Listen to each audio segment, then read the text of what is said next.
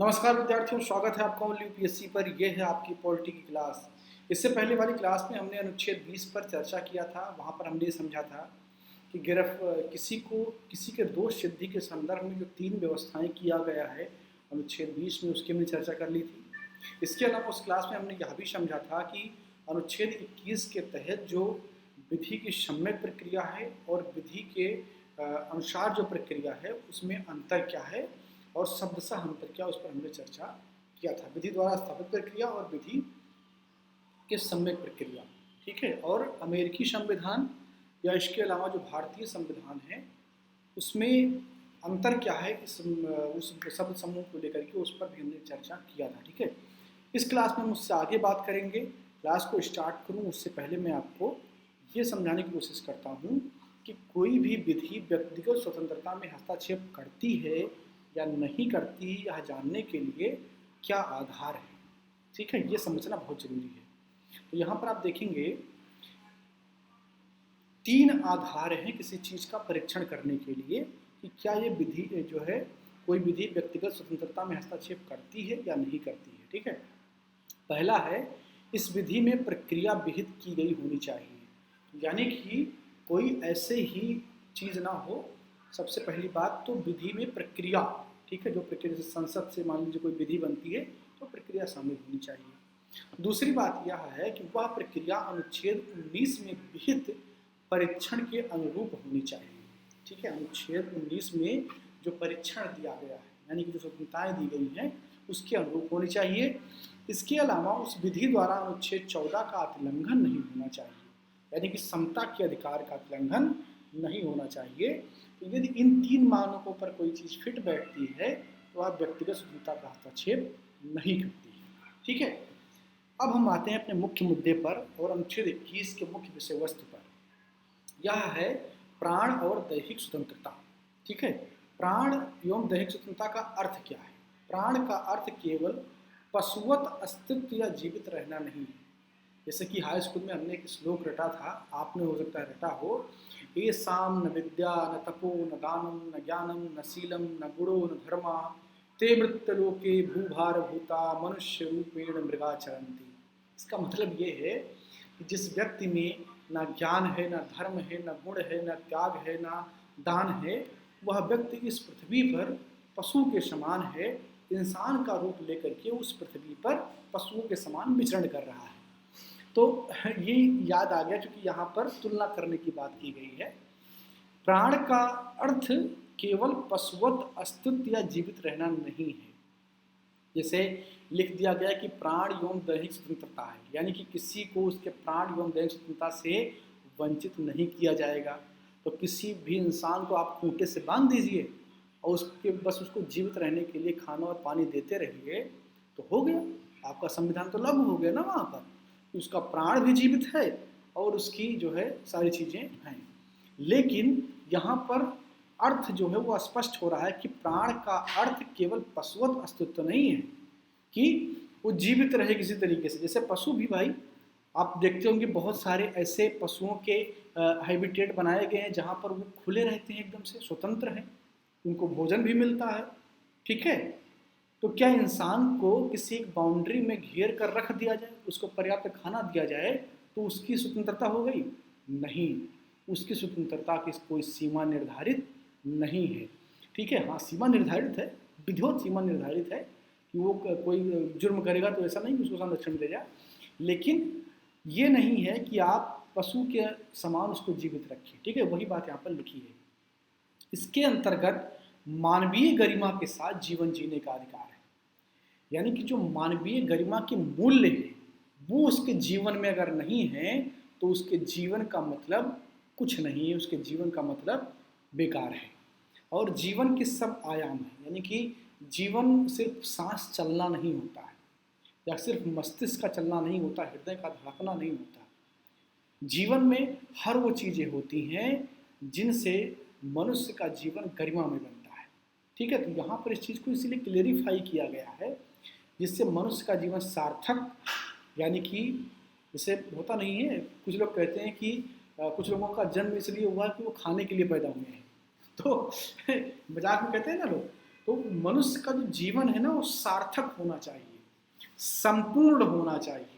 ठीक है, जो प्राण एवं दैहिक स्वतंत्रता का अर्थ, इसकी परिभाषा क्या है कि जीवन क्या हो, सार्थक हो। संपूर्ण होने का मतलब ये नहीं कि वो मरे ही ना, संपूर्ण होने का मतलब ये है कि जो उसकी नेचुरल डेथ है वो हो। आप ऐसा नहीं किसी को पकड़ के गोली मार दी तो उसके लिए सजा है। ठीक है, तो प्राण एवं दैहिक स्वतंत्रता का अर्थ क्या है कि जीवन सार्थक हो, संपूर्ण हो और जीवन जीने के योग्य हो।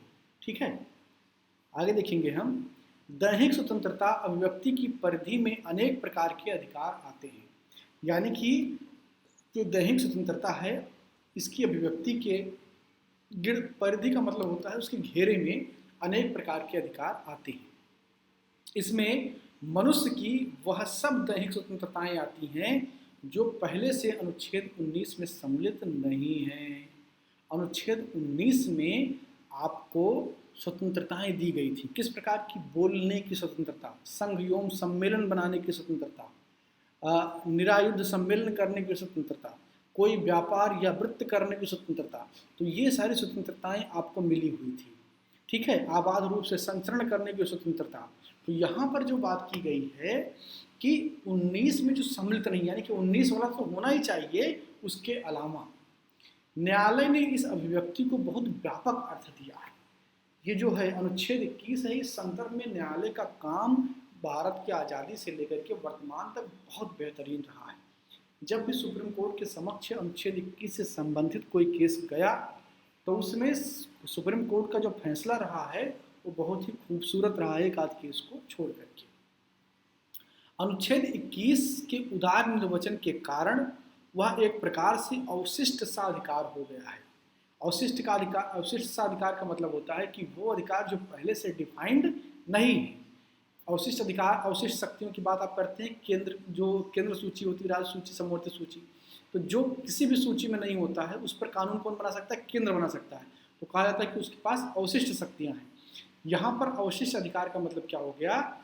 अगर प्राण एवं दैहिक स्वतंत्रता से संबंधित कोई अधिकार पहले से डिस्क्राइब नहीं किया गया है, उसकी व्याख्या नहीं की गई है, तो भी वह इंसान को मिलेगा, उस पर व्याख्याएं सुप्रीम कोर्ट करती रहेंगी।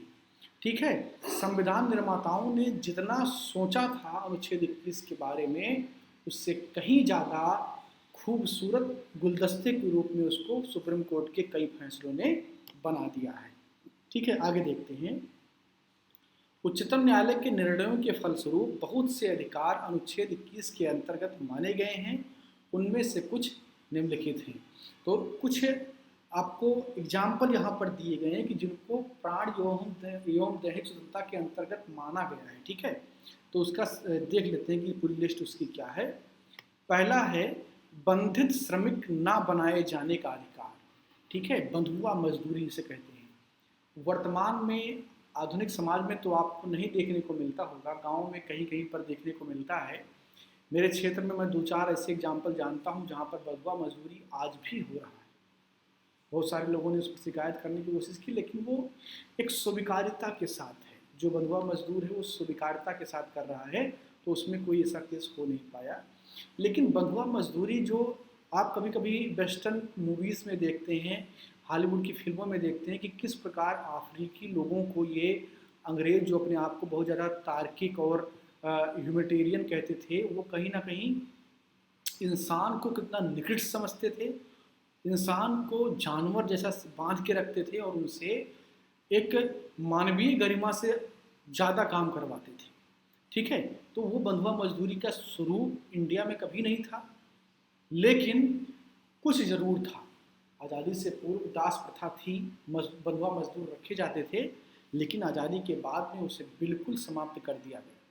ठीक है, तो यहाँ पर क्या है कि यदि किसी को बंधित श्रमिक बनाया गया तो मौलिक अधिकार 21 यानी कि अनुच्छेद 21 का हनन समझा जाएगा, यानी कि उसकी स्वतंत्रता के अधिकार का हनन समझा जाएगा। आज अगर आप कहीं काम करते हैं तो आपको वो जो बॉस है आपका, वो बंधुआ मजदूर की जैसे आपको ट्रीट नहीं कर सकता है। ठीक है, ये आपका मौलिक अधिकार है। दूसरा देखेंगे, ऐसे साधनों से जीविकोपार्जन का अधिकार जो अवैध, अनैतिक या लोक नीति के विरुद्ध नहीं है। यानी कि आप हर वह काम कर सकते हैं जो अवैध ना हो, अनैतिक ना हो, या लोक नीति, लोक नीति का मतलब होता है, लोक का मतलब पब्लिक होता है, पब्लिक पॉलिसी के खिलाफ ना हो, तो आप हर व्यापार करने के लिए स्वतंत्र हैं। ये आपका मौलिक अधिकार है, प्राणी एवं दैहिक जीवन की स्वतंत्रता के अधिकार के अंतर्गत आता है। अच्छे पर्यावरण का अधिकार, यानी कि जो पर्यावरण की दशाएं हैं वो अच्छी होनी चाहिए। आश्रय का अधिकार, विदेशी यात्रा का अधिकार, यानी कि यदि आप अमेरिका जाना चाहते हैं तो ये नहीं कि मोदी जी बोले नहीं तुम नहीं जाओगे अमेरिका, ऐसा नहीं है, वो आपका मौलिक अधिकार है। आप अमेरिका जाएं, फ्रांस जाएं, ब्रिटेन जाएं, जर्मनी जाएं, श्रीलंका जाएं, अफगानिस्तान चले जाएं ठीक है, तो वो आपका मौलिक अधिकार है, विदेश जाने से आपको कोई रोक नहीं सकता है। जिन लोगों को भारत में या भारत के संविधान में या भारत की व्यवस्थाओं में आस्था नहीं है, कृपया करके अफगानिस्तान चले जाएं। ठीक है, आगे देखते हैं। शीघ्र विचारण का अधिकार, विधिक सहायता का अधिकार। ठीक है, यदि कोई व्यक्ति किसी दोष में फंसता है या किसी मामले में फंसता है तो ये उसका मौलिक अधिकार है कि उसे विधिक सहायता मिलनी चाहिए, विधिक सहायता का अधिकार उसे है। प्राइवेसी का अधिकार, आपके फ़ोन में यदि आपके पापा झांकते हैं, अपनी मम्मी झांकते हैं, तो भी आप सुप्रीम कोर्ट जा करके शिकायत कर सकते हैं। ठीक है, यदि आप वयस्क हैं, अपना फैसला लेने में खुद सक्षम हैं, तो आपको प्राइवेसी का अधिकार है। ठीक है, तो कुल मिलाकर के कहने का मतलब ये है कि हर प्रकार की प्राइवेसी, जैसे कि कुछ दिन पहले एक जो है सुप्रीम कोर्ट का एक फैसला आया कि यदि बच्चे और बच्चियां जो है बालिग हैं तो वो किसके साथ शादी करना चाहती हैं, ये उनका मौलिक अधिकार है, ये उनकी अभिव्यक्ति की आज़ादी है। ठीक है, तो प्राइवेसी, इसके अलावा आप जो है अपने अभिव्यक्ति के लिए व्हाट्सएप यूज करते हैं, इंस्टाग्राम यूज करते हैं, फेसबुक यूज करते हैं, वो आपकी प्राइवेसी का मैटर है। ना तो कोई कंपनी, ना राज्य, ना परिवार, ना कोई आपसे बाहर कोई व्यक्ति उस पर रोक लगा सकता है, ना उसे प्रबंधित कर सकता है। ठीक है, वो आपके प्राइवेसी का अधिकार है और वो एक प्रकार का मौलिक अधिकार है। उसका अगर हनन होता है तो आप सीधे सुप्रीम कोर्ट जा सकते हैं। आगे देखते हैं। एकांत कारावास के विरुद्ध अधिकार, ये नहीं कि किसी ने चोरी किया, चोरी के जुर्म में पकड़ के आप उसको मांडली जेल में बंद कर दें, ठीक है काला पानी जैसी सजा दे दें, तो ऐसा नहीं है। ये होता था अंग्रेजों के टाइम पर कि किसी को अकेले बंद कर दिया गया, घोर सजा दी जाएगी। ठीक है, पुरानी मूवियों में दिखाया जाता है कि राजा बोलते हैं कि इसको जाकर के अंधेरी कोठरी में बंद कर दो, जहाँ पर कुछ भी दिखाई ना पड़ता हो। तो ऐसे जो है सजा के विरुद्ध जो है आपका अधिकार है, मौलिक अधिकार है कि आपको एकांत में नहीं बंद किया जाएगा। पैर में डंडा बीड़ी डालने का अधिकार, यानी कि किसी को, जो पुरानी मूवी में आप देखते हैं ना कि पूरा बेड़ी पैर में पड़ा हुआ है, हाथ में जकड़ा हुआ है, तो इस प्रकार का बेड़ी किसी के शरीर में नहीं डाला जाएगा। ये आपका मौलिक अधिकार है। ये अधिकार सिर्फ नागरिकों के लिए नहीं है, ये अधिकार गैर नागरिकों के लिए भी है। फांसी में विलंब के विरुद्ध अधिकार, यदि किसी को फांसी की सजा सुबह 4 बजे हुई है तो आप उसे 5 बजे नहीं कर सकते हैं, क्योंकि वो व्यक्ति तो मरने जा रहा है, वो घुट रहा है, तो आप उसके फांसी के टाइम को विलंब नहीं कर सकते हैं।